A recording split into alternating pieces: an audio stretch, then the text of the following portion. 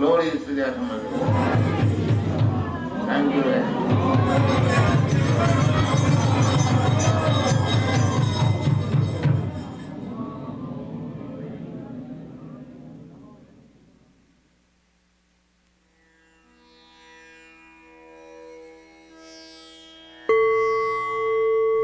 Maha-Bharata, Part 2, Chapter 10. Krishna protects his devotee. At sunrise the following morning, Bhishma went to Duryodhana asking for the arrows. Hearing that Arjuna had taken them at Krishna's behest, Bhishma smiled. He was not at all surprised, for even if Bhishma had kept the arrows, Krishna would no doubt have found some way to thwart him. But as long as Krishna rode on Arjuna's chariot, the Kurus remained doomed. How much longer could this fight go on? Would everyone have to die before it was over? Bhishma spoke as he put on his armor. It seems that Krishna has made my promise false. I cannot invest another 5 arrows with the same power. Therefore, it will not be possible for me to slay the 5 brothers today. However, I will still exert myself on your behalf. Everything that lies within my power will be done, and I will focus my attention on Arjuna. For if I am able to slay just him alone, still your purpose will be accomplished. As Bhishma prepared for the day's fighting, he thought of Krishna's promise not to take up any arms in the battle. Well, today Bhishma would test that promise. For if Krishna made Bhishma forsake his vow, then Bhishma would force Krishna to break his own vow. Either way, Krishna would have to fight, or else he would see his beloved Arjuna slain. Bhishma mounted his chariot and moved off to the head of the army. Shouting out commands, Bhishma arranged the Kauravas in the formation named Sarvabhadra. It resembled an eagle with outspread wings. With Kripa Acharya, Kritavarma, Jayadratha, and other kings, Bhishma stationed himself at the front and center of the troops. Other mighty heroes stood at the right and left wings, guarding the infantry in their separate divisions. Duryodhana stood in the middle, surrounded by his brothers, and protected by Drona Acharya and his son Ashvatthama. Alambusha and his Rakshasas stood in the rear, along with tens of thousands of other soldiers. Duryodhana looked at Bhishma at the front of his army. Amid the Kauravas, the old hero shone like the moon. The prince felt his hopes rising, for with Bhishma exhibiting now his full power, the Pandavas would doubtlessly be thrown into complete disarray. Still, the Pandavas would try by any means to stop Bhishma. But there was only one person actually capable of doing that, at least according to the prophecy. Duryodhana then turned to Dushashan and called out, "Today, Grandfather Bhishma will slay the enemies in battle like a fire burning grass. Surely that which we have longed for all these years will now be achieved. I thus consider it our highest duty to protect Bhishma. But for Shikandi, he said, he will slay anyone who crosses his path in the battle. Therefore we should ensure that Bhishma does not have to face Drupada's son. We should not let Shikandi kill Bhishma like a wolf in a pack slaying a lone lion. Upon Duryodhana's order, many powerful chariot warriors rode up to surround Bhishmadeva. The army then moved off, shaking the very earth. On the other side of the battlefield, the Pandava forces stood ready for battle, encased in shining armor and arrayed in a counter formation. The Pandavas advanced toward the Kurus. Arjuna, riding alongside Drishtadyumna, said, "Feeling that we have deceived him, today Bhishma will be very angry. Therefore, let Shikhandi face Bhishma, as I will protect him." Then the two armies clashed. Amid war cries and the blare of countless instruments, they met furiously. Above the soldiers hovered shrieking birds of prey. Jackals howled. All the points of the compass appeared as if ablaze, while showers of stones fell from the sky. The horses and other animals shed tears, stumbling as they ran.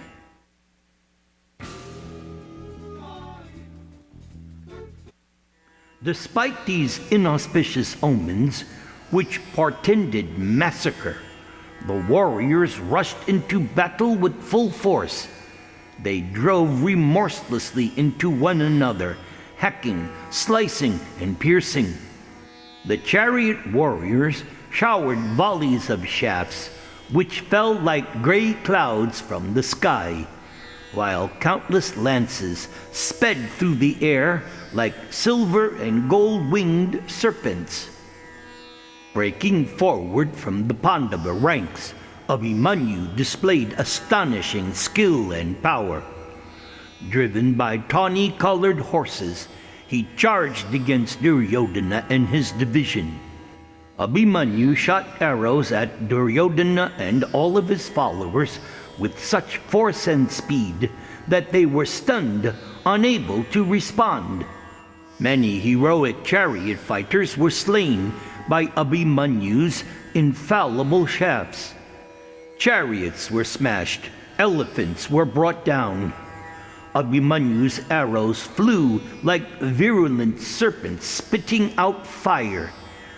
Abhimanyu scattered the Kaurava divisions like a whirlwind scatters the clouds. The Kauravas could hardly look at Abhimanyu as he careered about the field with his bow drawn constantly to a circle.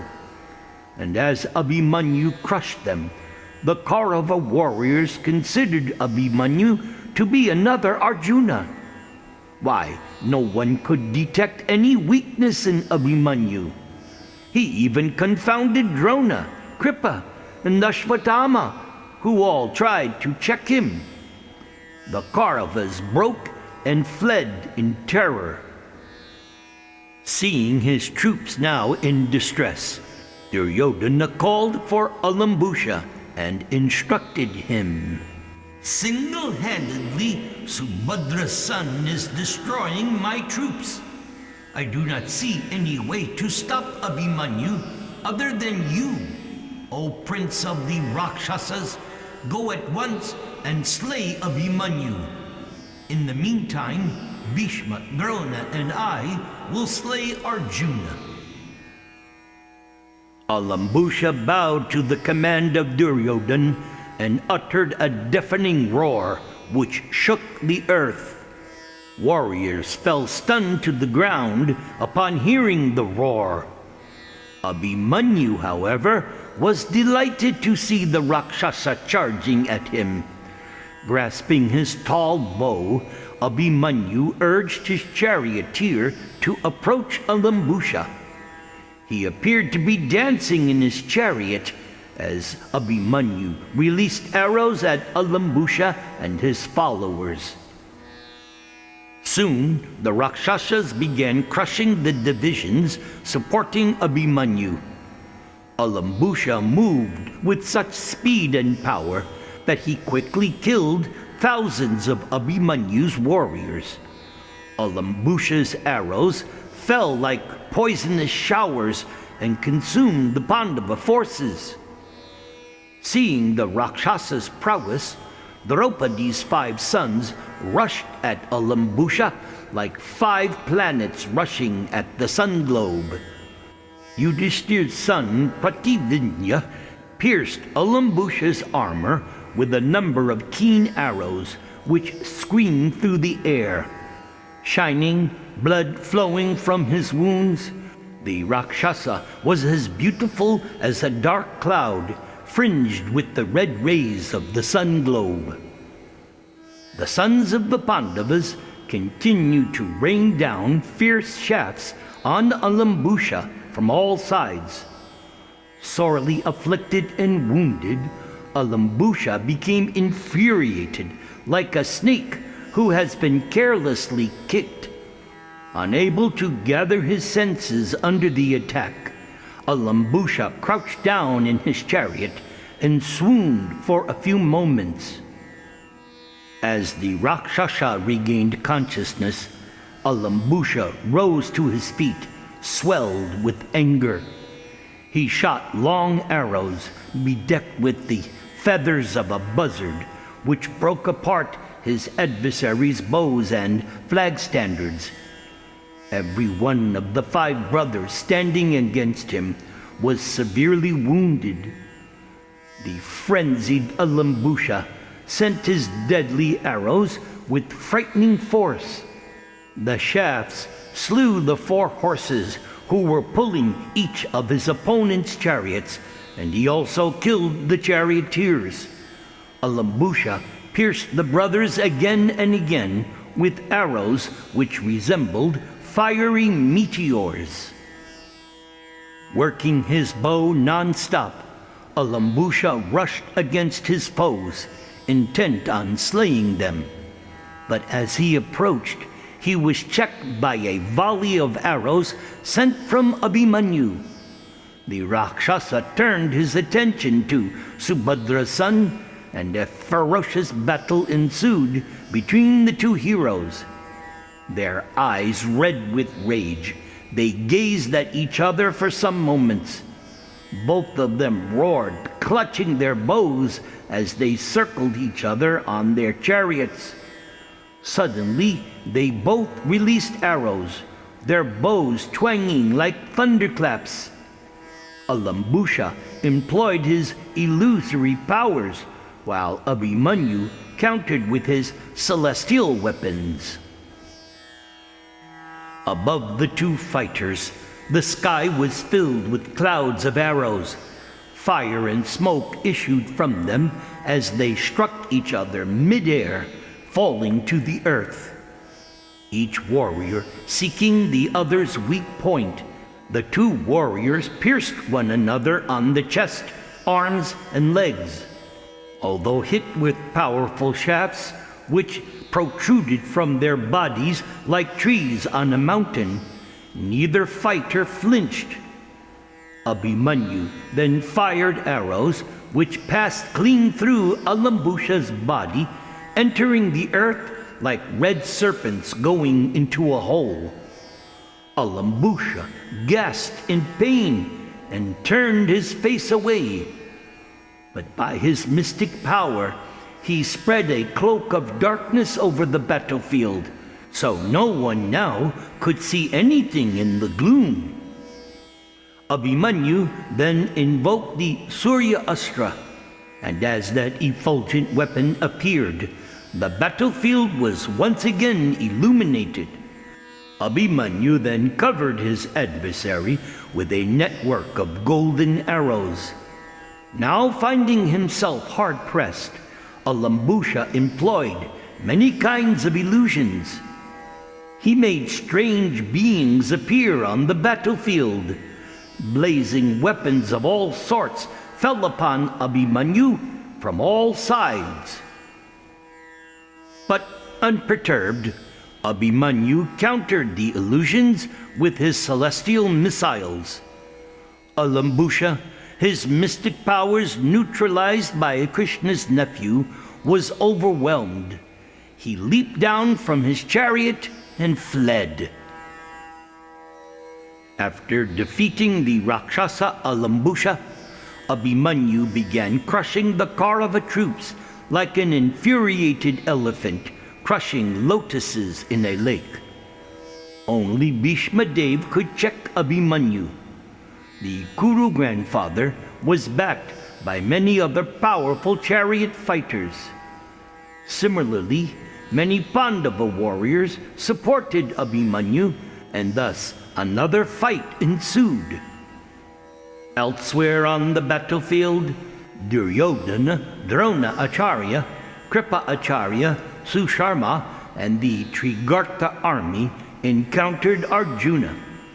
Both sides invoked their celestial weapons as they assailed one another to their full power. As they contended together, Drona and Arjuna appeared like Shiva and Yamaraj. Now, forgetful of their relationship, they fought remorselessly.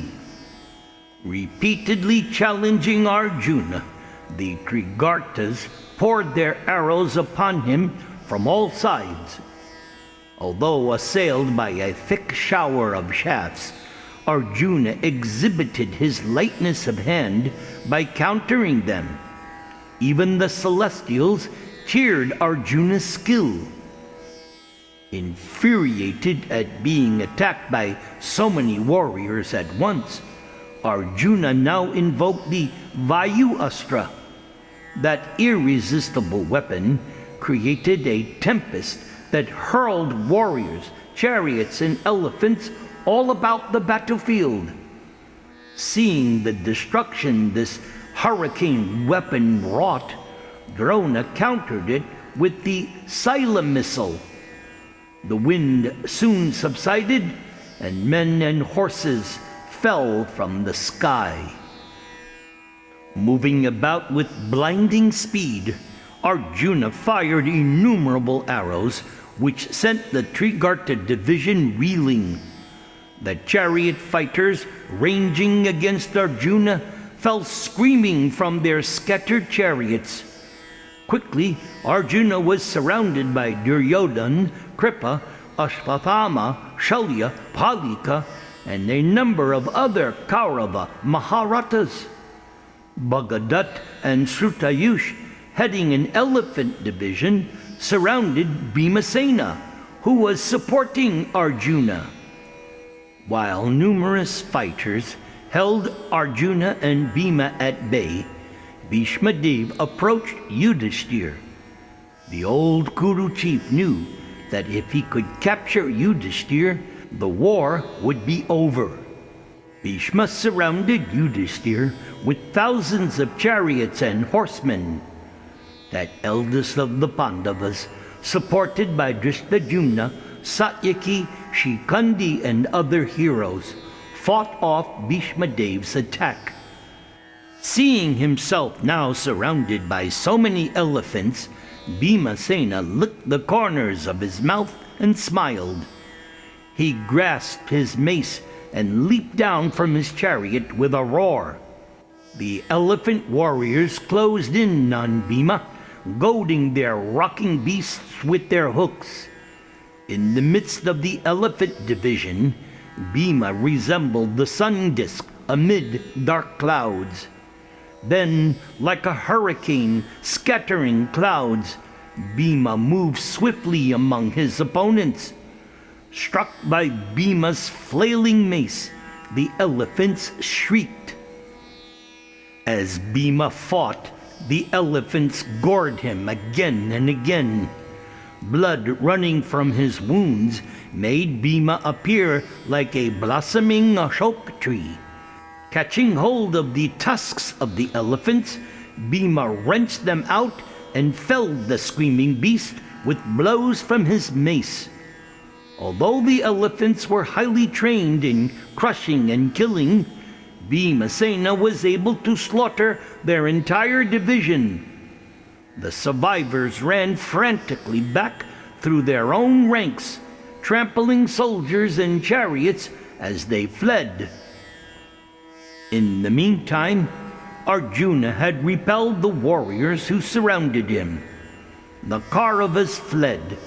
Both Bhima and Arjuna then came to support Yudhishthir, who was still under Bhishma Dev's attack. In his fury, Bhishma alone had crushed a huge detachment of Somakas. Although the Somakas were fierce fighters, they could not face Bhishma. Virata, Drupada, and Drupada's two sons then came before Bhishma, challenging him. They pierced Bhishma with arrows bedecked with gems. Shikandi came forward, shouting out his challenge, firing 100 shafts. But Bhishma did not respond. Turning away from Shikandi, Bhishma attacked Drupada and Virata. Dhristadyumna brought his chariot to the forefront and shot 3 arrows, penetrating Bhishma's armor and piercing his chest. Bathed in blood, Bhishma shone all the more on the battlefield. Without flinching, Bhishma struck Dhristadyumna with 25 arrows and then fired 1 arrow which cut Drupada's bow. At that time, Bhima and Arjuna arrived, and the battle raged on between the two sides. Both armies were fearless, embracing a hero's death. Their minds fixed on heaven, they rushed at their foes with uplifted weapons. Many warriors fell to the ground, laying there and laughing as they died. Horses dashed about wildly, while their warriors hanged lifeless from their saddles. Chariot fighters fell from their chariots with their armor smashed and their limbs severed. So many men were slain that it appeared to be a river of blood flowing across the earth, carrying heads, arms, legs, and torsos. Heroes were cheered by the sight, but cowards became afraid. As the carnage swelled and increased, kings and Kshatriyas censured Duryodhana. All this destruction has arisen because of the folly of that prince and his blind father. Why did Dhritarashtra, of crooked mind and intentions, infatuated by greed, harbor feelings of envy towards the sinless Pandavas? Hearing their cries, Duryodhana scowled. He looked at Bhishma and Drona. Do not heed these shouts. Fight on with determination and slay our enemies before they annihilate us. Grandsire, why do you tarry? Bhishma turned to Duryodhana, raising his hand in silent assent. He gazed around the battlefield. Some way off, he could see Arjuna's flag standard rising above the battle. Bhishma could hear the crying of Hanuman on Arjuna's flag. Bhishma once again thought of Krishna. Yes, soon that Yadava would see his dearmost friend in danger.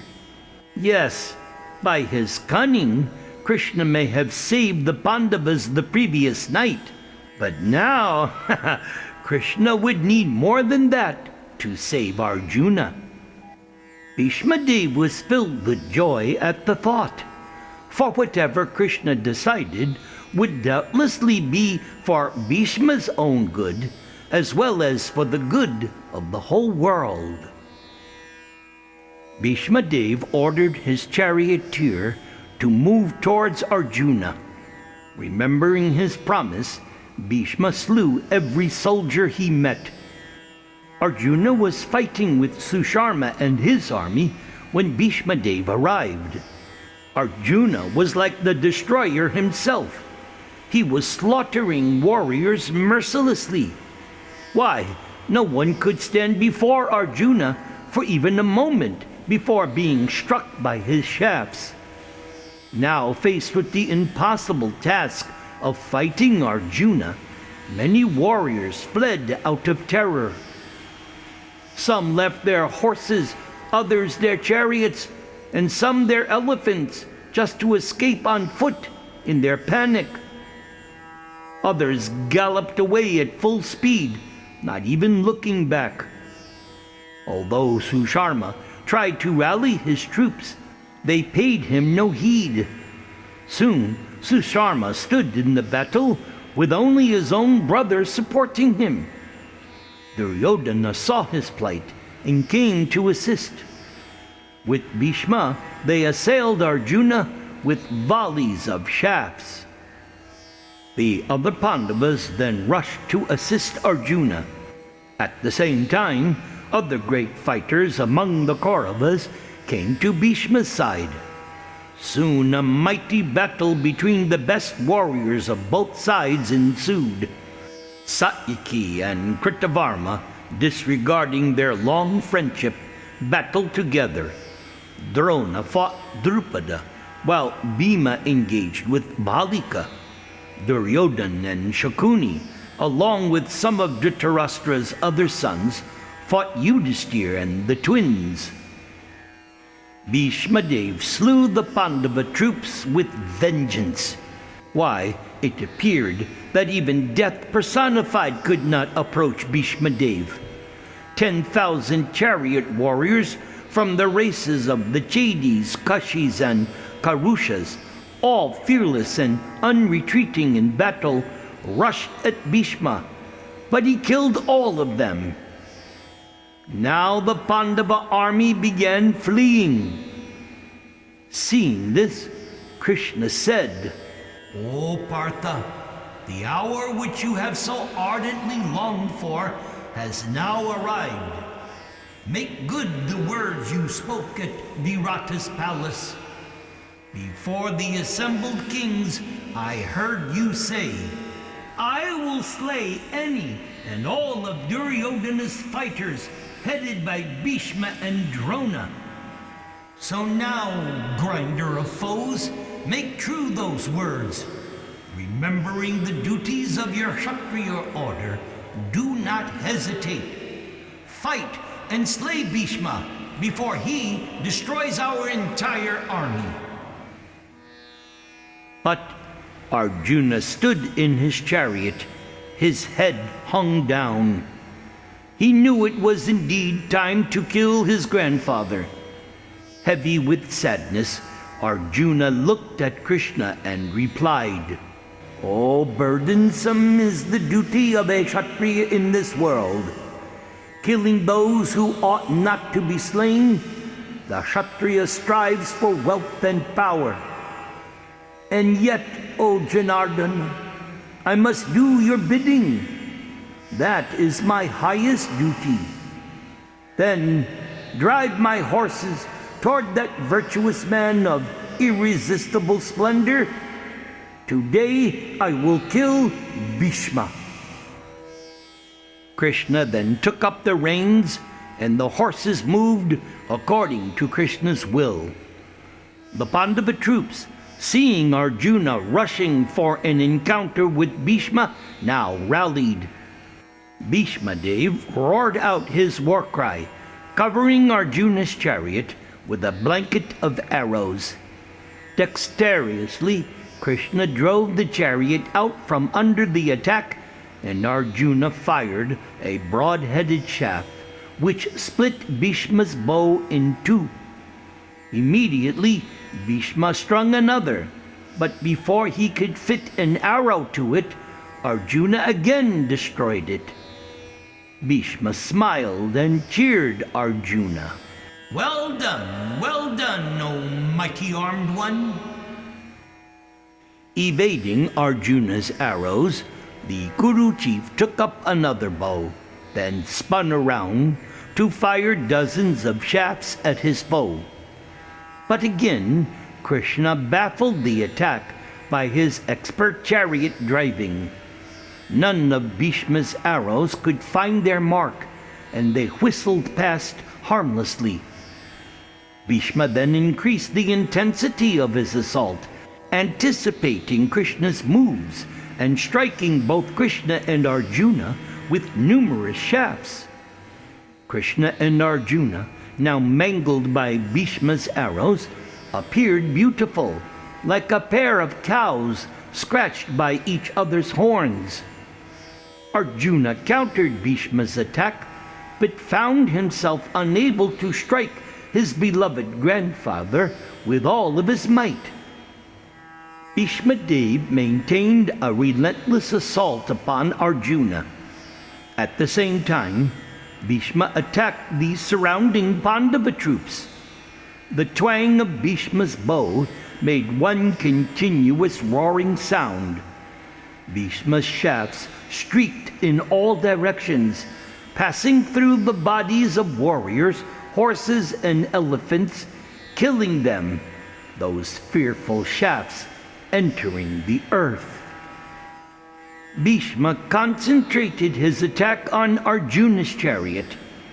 Bhishma struck Krishna with a number of shafts, and he trembled in his seat as he guided the horses. Laughing loudly, Bhishma Dev rained thousands of arrows upon Arjuna. Still, the Pandava resisted Bhishma only half-heartedly. Krishna looked astonished to see the prowess of Bhishma. It seemed like the Kuru warrior could consume the three worlds. Bhishma stood in battle like the destroyer on the day of universal dissolution. Seeing Bhishma killing the foremost of the Pandava warriors, and that Arjuna was not fighting to his full power, Krishna became thoughtful. Yes, Bhishma could kill the combined armies of the gods and demons if he was left unchecked. So unless Arjuna did something, then even he would succumb to Bhishma's deadly shafts. Why, already Arjuna was sorely afflicted. So Krishna reflected, I will have to personally slay Bhishma. I cannot tolerate the slaughter of the Pandavas. Arjuna is not doing what he should, only out of his respect for Bhishma. Therefore, I will lighten the Pandavas' load by killing that best of men, Bhishma Dev, in battle. Even as Krishna was thinking in this way, Bhishma Dev stepped up his attack. By employing celestial weapons, Bhishma fired so many arrows that all points of the compass around Arjuna were covered. Neither the sky, the earth, nor the sun globe could be seen. Yudhishthir's troops were being crushed and forced back by Bhishma's irresistible wall of arrows. Jumping down from their chariots, Yudhishthir's troops fled out of terror. Arjuna's chariot was entirely shrouded. Neither he nor Krishna were visible. Only Arjuna's tall flag standard could be seen. Seeing him hard-pressed, Krishna blew his conchal and came to the aid of Arjuna. Krishna whirled Arjuna's chariot around and somehow managed to evade Bhishma's attack. Seeing Krishna coming up, Krishna called out, O hero of the Sinis, our men are retreating. The grandfather is slaying them like a lion killing deer. Behold, I myself will kill that hero of fixed vows, along with all of his followers and sons of Dhritarashtra. O Satvata chief, no one can escape me when I am angry. And now with great joy, I will secure the kingdom for Ajatashatru. Krishna then threw down the reins of the horses and leaped from the chariot. Taking up a nearby broken chariot wheel, Krishna raised it above his head as if it were his own favorite weapon, Sudarshana Chakra. Krishna ran towards Bhishma as a lion might run at an elephant. The end of Krishna's yellow silk garment fluttered in the dusty air, resembling lightning dancing in a dark cloud. The wheel in the hand of Krishna seemed to glow with his own effulgence, and it looked as beautiful as the primeval lotus from which Brahma is born. Krishna's dark arm appeared like the stalk of a lotus, and his charming face, covered with beads of perspiration, was the filament of that lotus. Now, seeing Krishna intent on Bhishma's destruction, the Kurus felt their end was near. Indeed, Krishna looked like the all-destroying Sangvartaka cloud, which appears at the end of the millennium. Bhishma's limbs trembled and his eyes flooded with tears. Here was the Lord of the universe breaking his own promise just to protect his devotee. The Kuru hero threw down his weapons and stretched out his arms. And as Krishna approached, Bhishma called out, "Yes, my lord, come, come! O supreme deity, O Lord of all the gods, I bow to you. Seeing you forsake your own vow just to save your friend, and thus fulfilling my own desire, indeed I am satisfied. Strike me down from this chariot, O Keshava. Having been killed by you, I will obtain the greatest of good fortune. For my name, fame, and dignity will thus be celebrated throughout the three worlds, O Janardhan." Arjuna was mortified to see Krishna breaking his promise not to fight.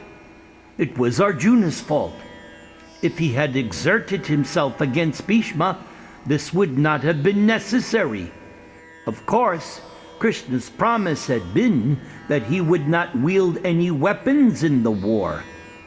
But a chariot wheel was hardly a weapon. But still, Krishna would be condemned by foolish men for his apparent dishonesty. So Arjuna put down his bow and jumped down from the chariot, his armor flashing in the late afternoon sun. He ran after Krishna. Krishna had covered almost half the distance to Bhishma, and as Krishna ran with the upraised wheel of the chariot, his upper garment fell from his body into the mud. Gazing at Bhishma with eyes red with anger, Krishna shouted out, "You are the root of this great slaughter. A wise minister who treads the path of virtue should restrain a wicked king by any means. And if that is not possible, then such a wretched monarch should be abandoned." Finally, Arjuna reached Krishna. Hurling himself forward, Arjuna caught hold of Krishna's legs. But even with Arjuna hanging onto his thighs, Krishna continued running at Bhishma. Bhishma bowed his head and replied to Krishna as he came near, "O my lord, forever you speak truth. I told Dhritarashtra to abandon Duryodhan, even as the Bhojas abandoned Kamsa. But Dhritarashtra would not listen. Surely destiny is all-powerful." Dragged by Krishna, Arjuna dug his feet into the ground. After taking 10 steps with the Pandava gripping him tightly, Krishna was at last brought to a stop. Arjuna released Krishna's legs and then fell at his lotus feet. Quell your anger, O Keshava. You are the refuge of the Pandavas without doubt. But please, do not violate your promise. These were your own words, O Lord.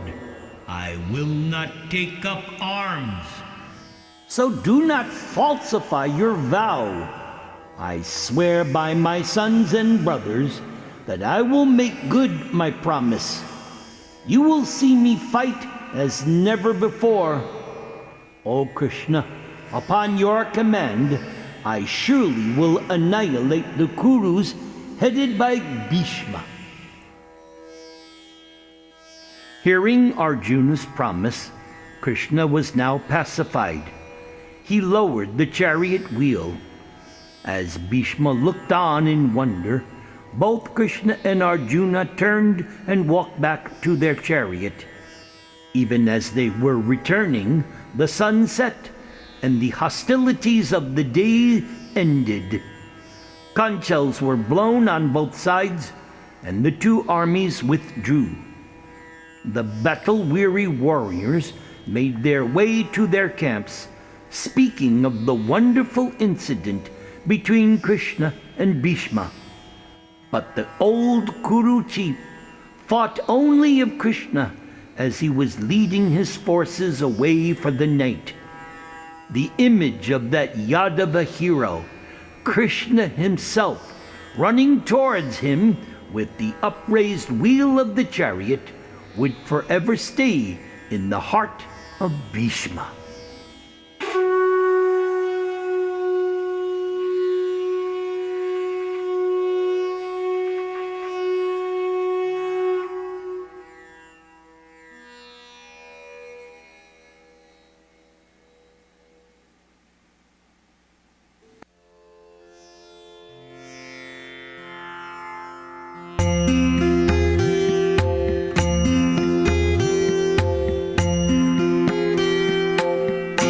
Namaste Narasimhaya Prahlad Ahlad Dayani Hiranya Kashipur Vakshafa Shilatankana Kalai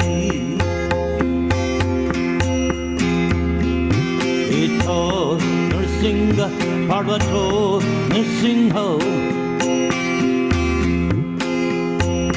Yato Yato Yamitato Nrsinho Bhakti Nrsingo Hridayi Nrsinho Nrsing Hamading Sharanang Rapadi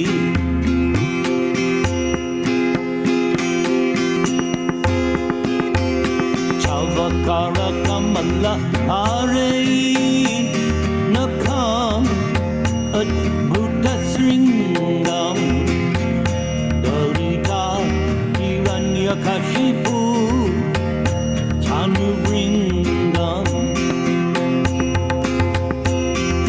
Keshavadrita Narahadirupa Jagadisha Hare Jagadisha Hare Jagadisha Hare Chalvakara Kamala Hare Nakam Adbhuta Sringam Dalita Hiranyakashipu Chanubringam Keshavadrita Nrsinga Rupa Jagadisha Hare Jagadisha Hare Jagadisha Hare Keshavadrita Narahadi Rupa Jagadisha Hare Hare, Jaya Jagadisha Hare, Jaya Jagadisha Hare, Jaya Jagadish, Jaya Jagadish, Jaya Jagadisha Hare. Hare Krishna, Krishna Krishna, Hare Hare, Hare Rama, Rama Rama, Hare Hare, Hare Krishna, Krishna Krishna, Hare Hare, Hare Rama, Rama Rama, Hare Hare.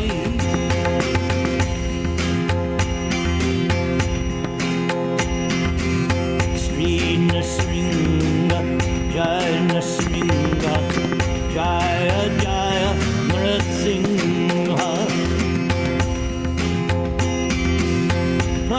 Prakladisha, Jaya Padma, Mukha Padma Bringa,